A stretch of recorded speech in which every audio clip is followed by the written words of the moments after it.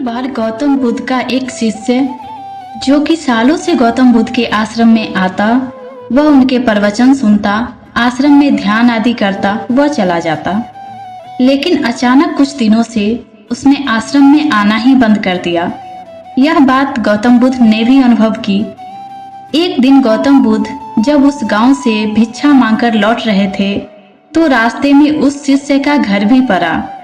जब बुद्ध ने उसे देखा तो वह कुछ काम कर रहा था, लेकिन बुद्ध को देखते ही वह जल्दी से उठकर हाथ जोड़कर बुद्ध के सामने खड़ा हो गया।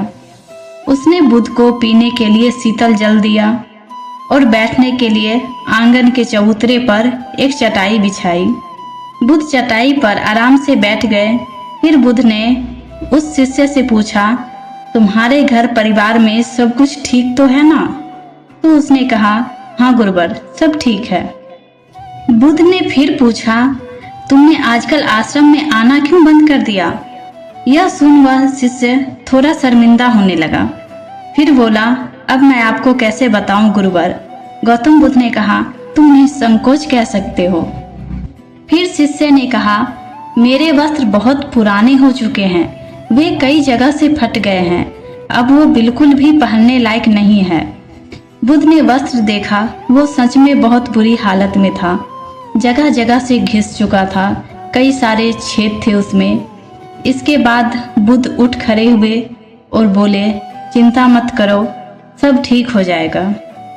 शाम को जब सभी शिष्य बुद्ध के प्रवचन सुन घर वापस जा रहे थे तो बुद्ध ने अपने एक धनवान शिष्य को रुकने के लिए कहा।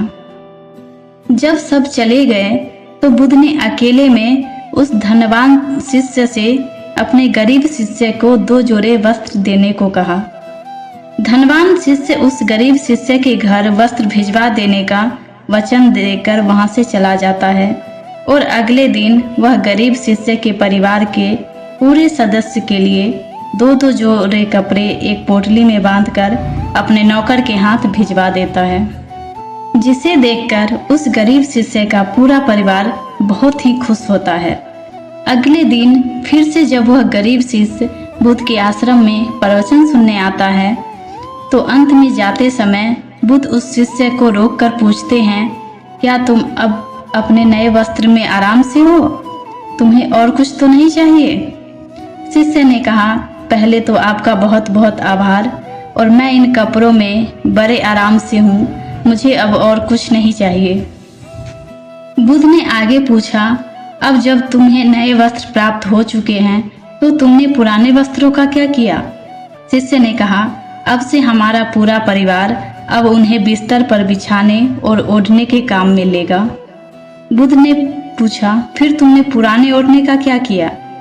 शिष्य ने कहा, मैंने उसे अब अपने घर के खिड़कियों में पर्दे की तरह लगा दिया। बुद्ध ने कहा, तो क्या तुमने पुराने पर्दे फेंक दिए? शिष्य ने कहा, नहीं गुरुवर, अब मैं उन कपड़ों के छोटे छोटे टुकड़े कर रसोई में गर्म बर्तनों को पकड़ने में करूँगा। फिर बुद्ध ने कहा, तो तुमने रसोई के पुराने कपड़ों का क्या किया? शिष्य ने कहा, अब मैं उन्हें घर में पोछा लगाने में उपयोग करूँगा। बुद्ध ने पूछा, तो फिर तुमने पुराने पोछों का क्या किया?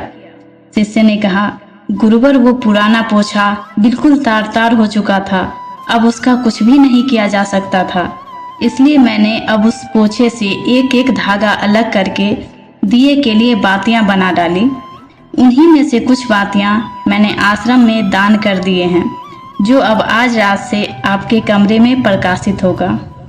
यह सुन बुद्ध शिष्य से संतुष्ट हो गए। वे इस बात से खुश थे कि उनका शिष्य वस्तुओं को बर्बाद नहीं करता, बल्कि उनका सही से उपयोग करना जानता है। गौतम बुद्ध हमेशा अपने शिष्यों को बहुत ही कम चीजों के साथ जीवन निर्वाह करने की सलाह देते थे। साथ में उनका यह भी मानना था कि यदि हमारे पास कुछ बहुत ज्यादा है तो उसे दूसरे जरूरतमंद लोगों को दे देना चाहिए। काश हमारी आज की जनरेशन भी बुद्ध का यह संदेश समझ पाए। आजकल लगभग हर इंसान अपनी जरूरत से ज्यादा चीजें खरीद रहा है, केवल लोगों के देखा देखी में और दूसरों को शो अप करने के चक्कर में। आजकल पुरानी चीजों को यूज करना तो दूर, हम लाई हुई नई चीज़ों को ही पूरी तरीके से यूज नहीं कर पाते हैं।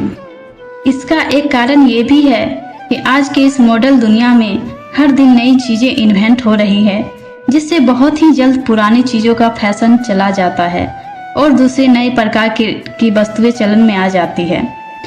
आजकल जब हम कोई फ़ोन या इलेक्ट्रॉनिक डिवाइस लेते हैं तो हम उनमें कितने तरह के फीचर्स हैं इसकी जांच करते हैं, लेकिन एक सर्वे के अनुसार एक इंसान अपने फ़ोन के 60% फीचर कभी यूज ही नहीं करता है। यानी वो फीचर ना भी होते तब भी उसका काम रुकने वाला नहीं था। खैर, ये तो रही मॉडर्न चीज़ों की बात, लेकिन समझदारी से यूज करने की सबसे ज़्यादा ज़रूरत हमारे प्राकृतिक संसाधनों जैसे पेट्रोलियम, नेचुरल गैस और भी महत्वपूर्ण चीज़ें पानी, बिजली है।